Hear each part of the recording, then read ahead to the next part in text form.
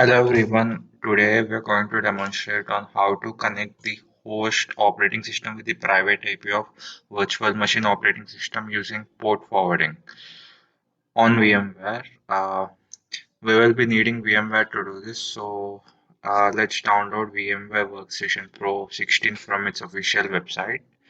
VMware is available to install on both Windows and Linux operating systems. I'm scroll down after the page opens, and I'm currently using Windows, so I'll be downloading Windows. If you are using Linux, you can download Linux.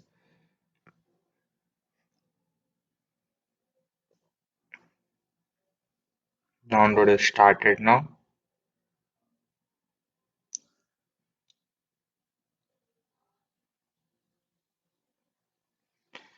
We'll also be needing an operating system to install on VMware. For this demonstration, I'm choosing Ubuntu Linux distribution as it's common in the industry. You can choose any Linux distribution of your choice. uh, Download it from the official source, and you can download the ISO file.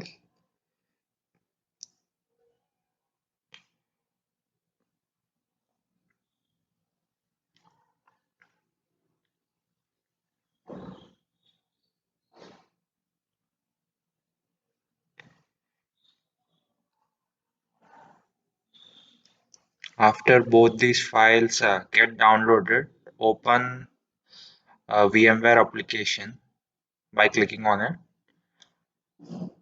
and install it as you would do to any other application. It's a typical installation.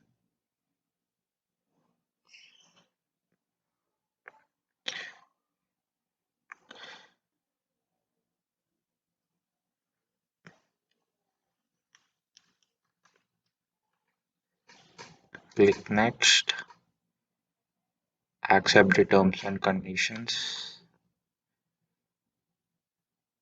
Let everything be in default. You can opt out of the customer experience improvement program if you wish to, and click next, next, and install the VMware Workstation Pro.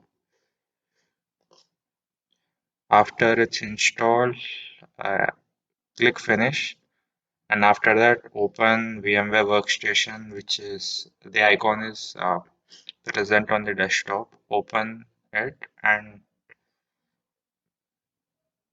it will ask for a license key. You can either choose for a trial or get a license key. For VMware, you can easily get license key online. Just enter VMware Workstation Pro 16 license keys. You can search it and copy that license key like we'll be doing now.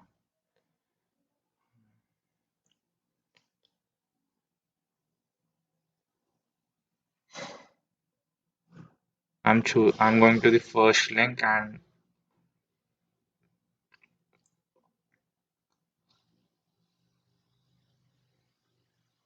I'll copy a key from here, any key,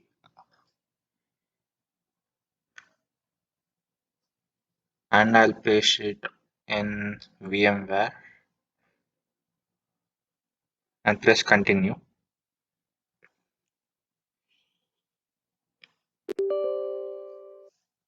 and click finish. VMware is opened up. Now click create a new virtual machine.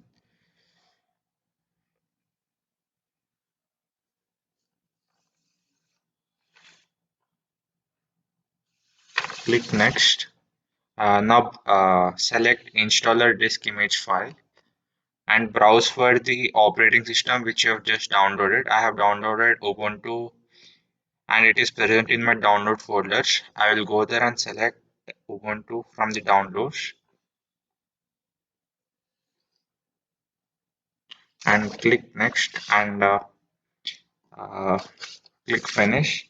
If it asks for any username or password, just give anything, uh, and uh, remember whatever you're giving it. And also, if it asks for storage, Make sure you give at least 20 gigs of storage so that it won't bottleneck when you open the virtual machine. Now the Ubuntu operating system is installing automatically. You don't need to do anything. VMware is handling everything for us.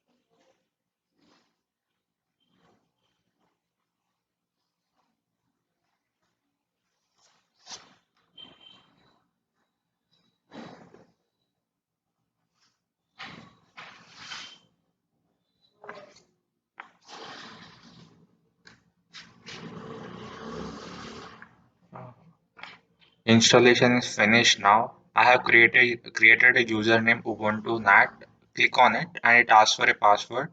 Enter the password which you have given while doing the initial configuration, and it should open up the Ubuntu virtual machine and complete this initial thing, and you'll be into the operating system. Now go into system applications and search for terminal and click on terminal. First thing, when you install any Linux distribution, you have to update it. So enter sudo apt update. It will update the Linux.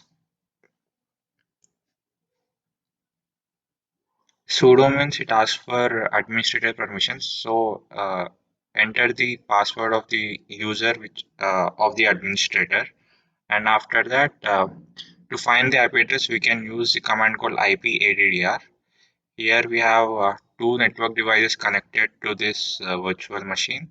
Uh, and the IP address 192.160.94.128 is the IP address of this machine. And there is also localhost 127.0.0.1. Now let's try to open this IP address in our browser and see what happens. Nothing pops up right now. So to open anything, we have to create a local server. To do that, we need to install a package called Apache 2. It is a server which we can create locally. Now install Apache 2. When it asks, do you want to continue? Press Y and press enter.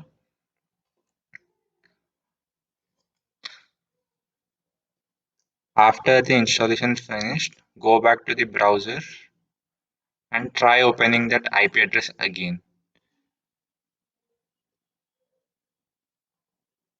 Now you will be redirected to the Apache homepage. Now our main goal is to open this page in our Windows host machine. So to do that, go to VM menu and go to settings. In that, select network adapter and change it from NAT to custom. In that, change it from VMNet to VMNet1 host only. Click OK. And now the IP address will be changed. So to know that, go to terminal again and reopen it. Click terminal and terminal should open up. And find the IP address again using IP space ADDR command. Now the IP address has been changed. This will be the private IP address of this Ubuntu machine. Now if we open up, we'll get the same Apache homepage. Okay, okay, it came up. Now let's uh, open a browser in our host machine. I'm gonna use Mozilla here also.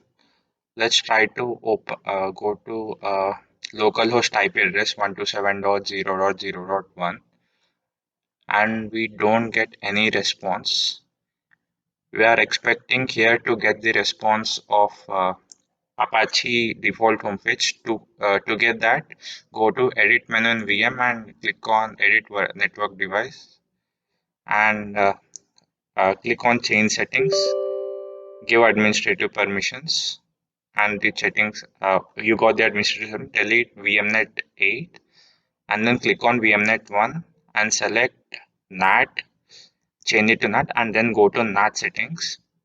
And here you're gonna add a new port for port forwarding. Click on Add. The host port, you can choose anything after 1024. Make sure it is 4 digits so you don't go too overboard, and let it be TCP. And virtual machine IP address is the recent IP address of the virtual machine. Here it is 192.168.200.128, and the virtual machine port should be 80 as we are gonna host a HTTP file. A description can be anything. I'm putting port forwarding, so it will be easy. Now before applying the settings, let's open localhost. After the colon, we are giving the port number. Let's try to open it. Nothing opens up. Now after applying this, let's try to open it again. Apply.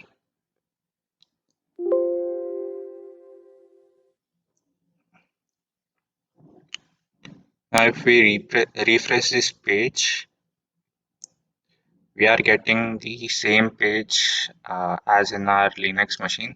Now let's try it without localhost. Instead of localhost, let's try with 127.0.0.1. We'll get the same result. And this is done through NAT. NAT is like a router used in our homes. Thank you.